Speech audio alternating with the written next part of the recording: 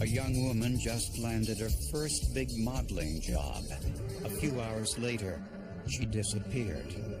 The weave pattern on some fabric, the mixture of some concrete, and the dog hair were the keys to the mystery.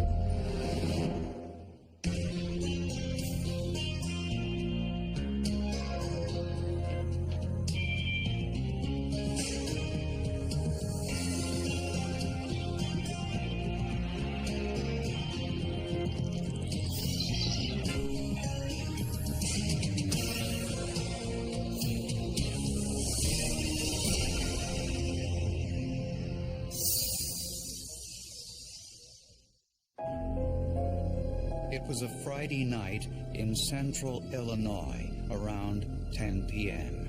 A motorist saw an abandoned car along the side of the road. The driver's side door was open, the lights were still on, the engine was running, but there was no one inside. A purse was inside the car. The inside of the vehicle was a little bit disheveled. It appeared to be a little bit suspicious. There was no identification in the purse. The car's license plate number was registered to David Swan, a 34-year-old employee of the local newspaper.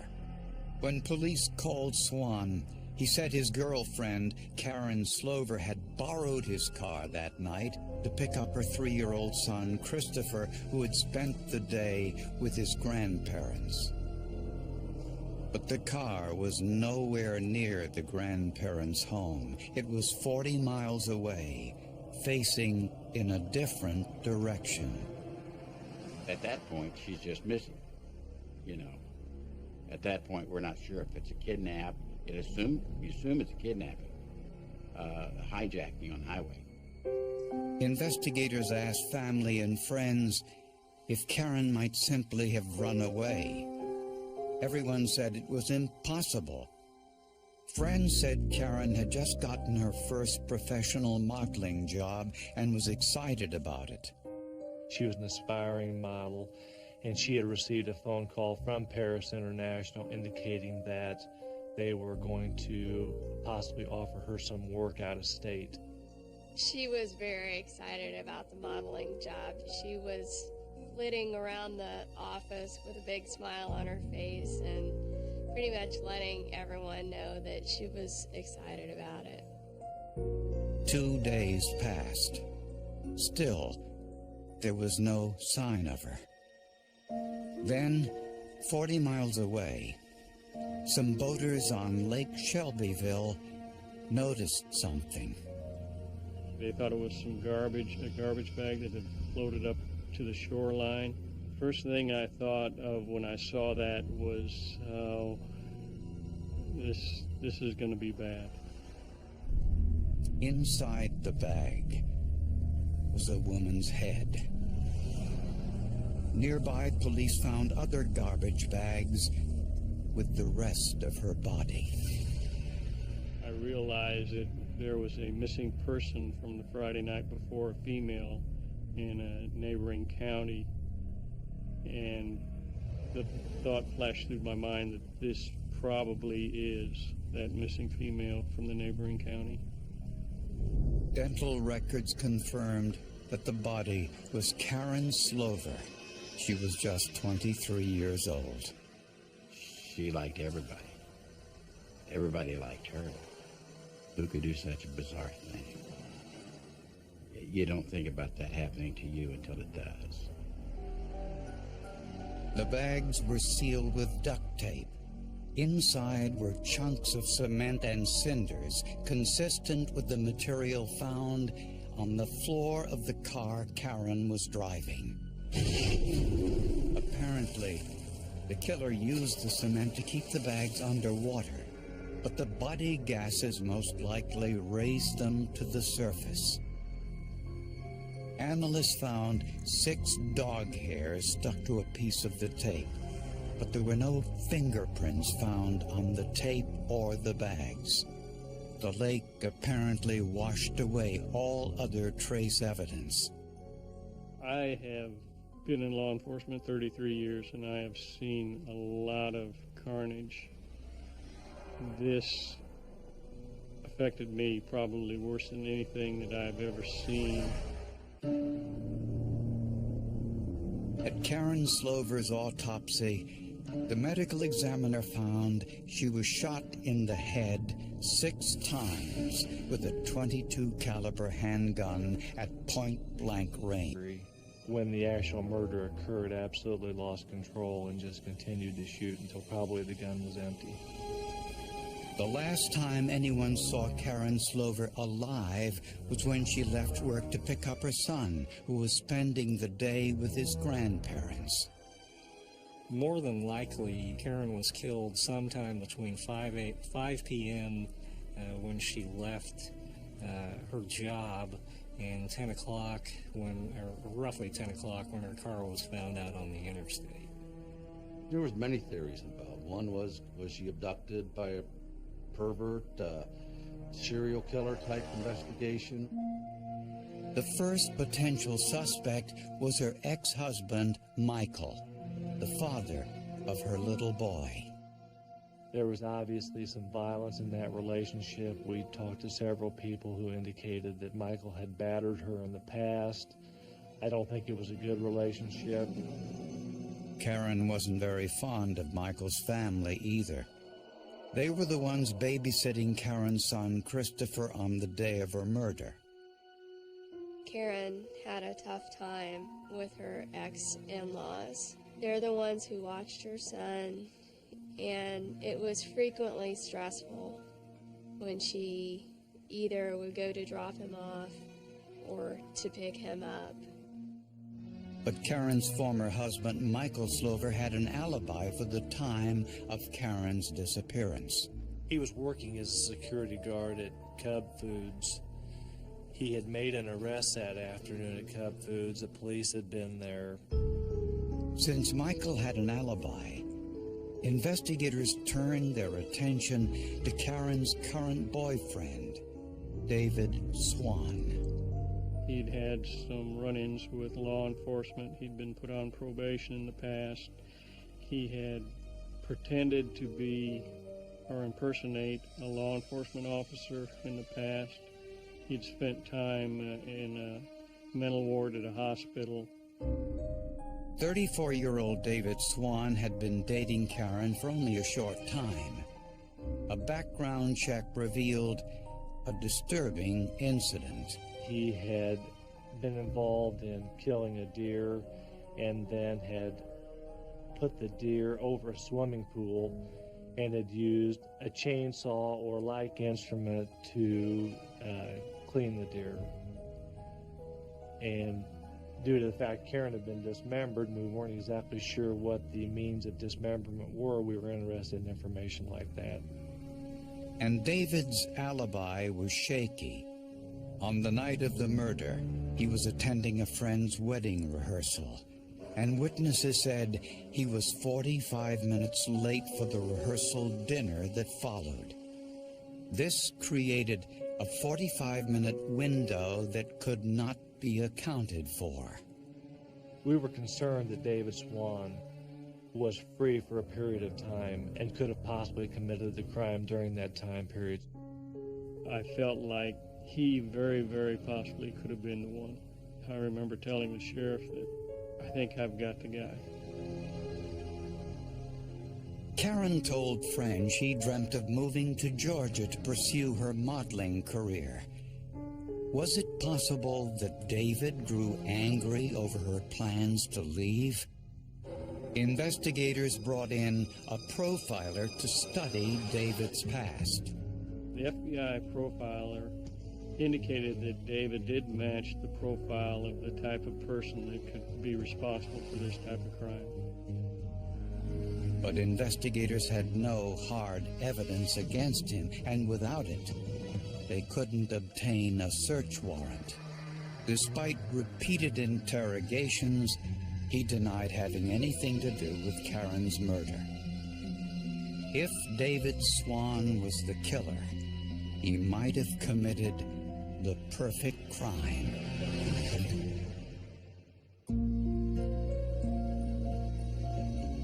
Police were convinced David Swan was involved in Karen Slover's murder. He had an alibi for the night of her murder, except for a 45-minute period he said he was running some errands. But no one could corroborate that. After 6 months, police decided to interrogate David one last time, hoping he'd incriminate himself.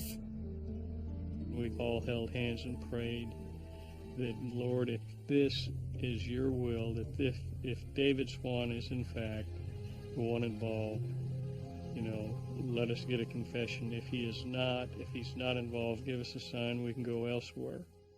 In this last interrogation, police continued to ask where he was on the night of the murder during the time he couldn't account for. The pressure paid off, but not the way police expected. We had him in there over 4 hours, and right at the very end, we pushed and pushed and pushed him, and right at the very end, he tells us about this ATM thing. David said that the reason he was late to the rehearsal dinner was that he went to the bank.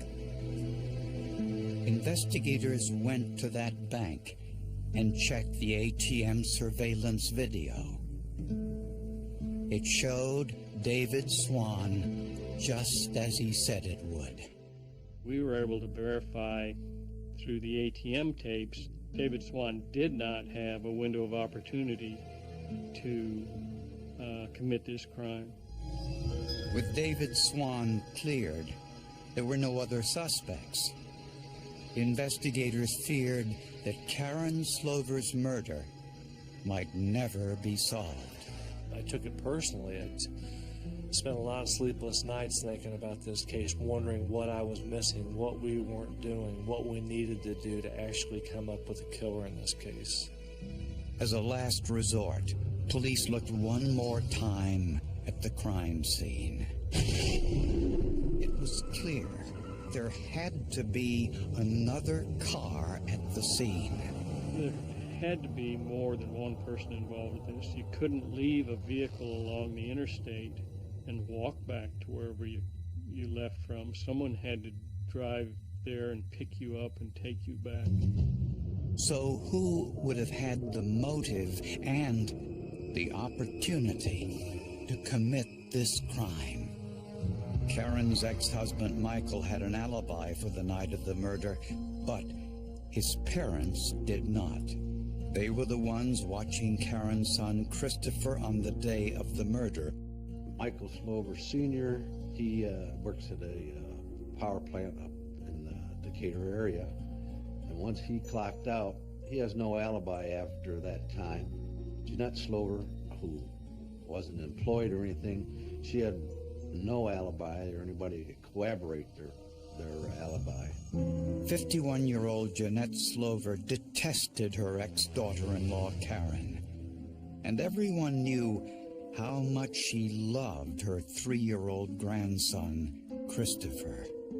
I think the relationship between Jeanette and the boy was not normal, that Jeanette treated the boy as her own and actually believed it was her own son.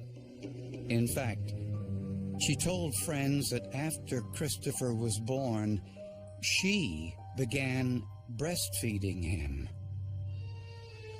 Investigators checked telephone records and discovered that Michael Jr. called his parents 12 times on the weekend of the murder. Also suspicious, the Slovers owned a used car lot just 1 mile from their house. The lot, patrolled by 2 junkyard dogs, was always dirty and in disrepair. Just after Karen disappeared, neighbors said the lot got a makeover.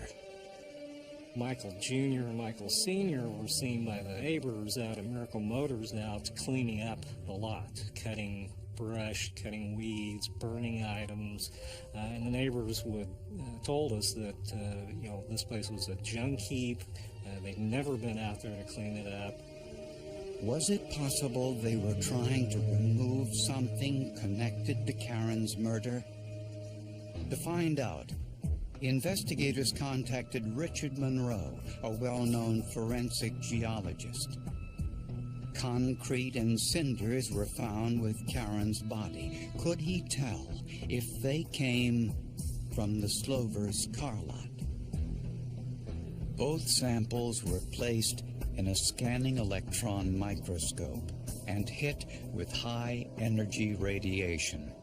In a vacuum in the SEM, the darkness that's in the little chamber, there is no light source. The only light that puts in is the X-rays. This enables the images of the samples to be magnified up to 5,000 times their actual size. Visually, the samples look similar. Monroe then ground the samples into a powder and bombarded it with X-rays to identify the chemical makeup of the samples. Monroe concluded that the material found in the bag with Karen's body and the material from the car lot were similar enough to raise suspicions. It wasn't a direct physical match where it was exactly from a certain piece, but all the elements fit together to say you have a high level of consistency. But investigators needed more than that, and to get it, they turned to an unlikely source, the United States Army. More than 2 years after Karen Slover's murder, investigators now suspected that her ex-in-laws were involved. The motive? Karen's former mother-in-law, Jeanette, wanted sole custody of her 3-year-old grandson. I think Jeanette Slover is filled with rage. I think that the relationship between Jeanette and Karen was not good. I think that Jeanette felt like the boy was her own, that Karen was a threat to take the boy from her, and she had to eliminate the threat. Investigators found no forensic evidence inside the Slovers' house, but concrete from their used car lot was consistent with concrete found in the garbage bags with Karen's body. Investigators wanted more proof and went to unusual lengths to get it. They called in the Army to help them remove all the topsoil from the Slovers' 5,000 square foot car lot. During a late winter snowstorm, 60 5-gallon buckets were filled with material. For 6 painstaking months, teams of investigators sifted through the debris. Finally, they found a potential clue, a button that read, "Authentic Paris Sports Club." The jeans Karen was found in had the exact same buttons. I get goosebumps thinking about it right now. I'm not kidding you. I got goosebumps. It was so exciting.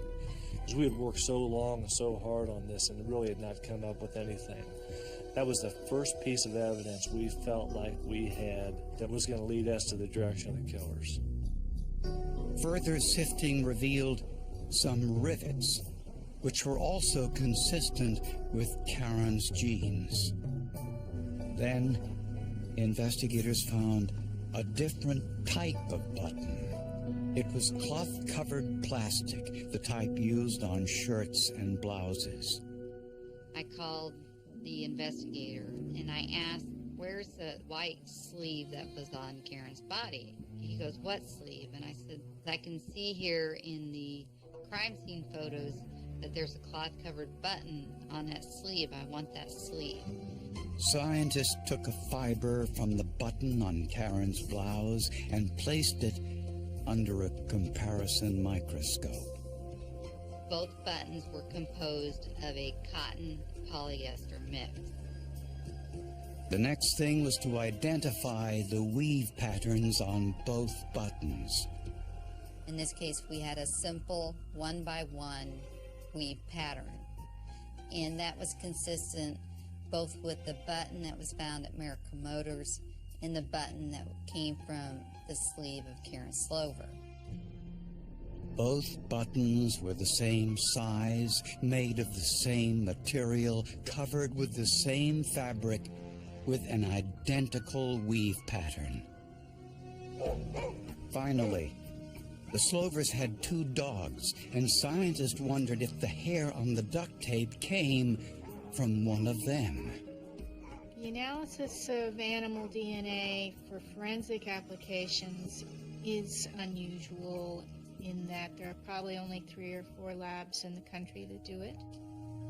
Only one of the 6 dog hairs from the duct tape provided enough DNA for an analysis. We concluded that there was a DNA match between the hair on the duct tape and the reference dog, and that therefore the chances were very high that the hairs came from the same dog. Jeanette and Michael Slover Sr. and their son, Michael Jr., were all charged with first-degree murder. Michael Jr. was charged because he aided his parents in the planning and commission of the crime.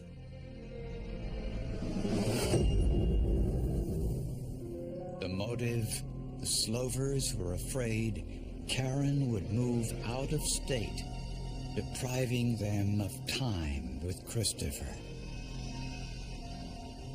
Based on the forensic evidence, prosecutors believe Karen went to the Slovers' car lot to pick up her son.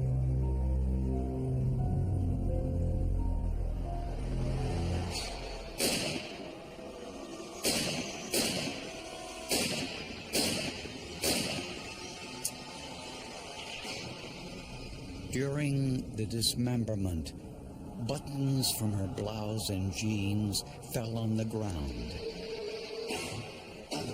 and they used cement and cinders from their lot to give weight to the plastic bags containing Karen's body. Some of the dog hair stuck to the tape they used to close the garbage bags, and its DNA matched the Slover's dog.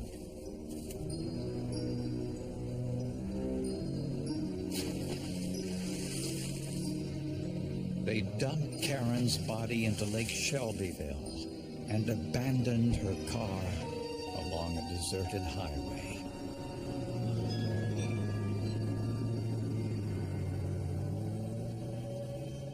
But the forensic evidence linked the Slovers to the murder in every imaginable way.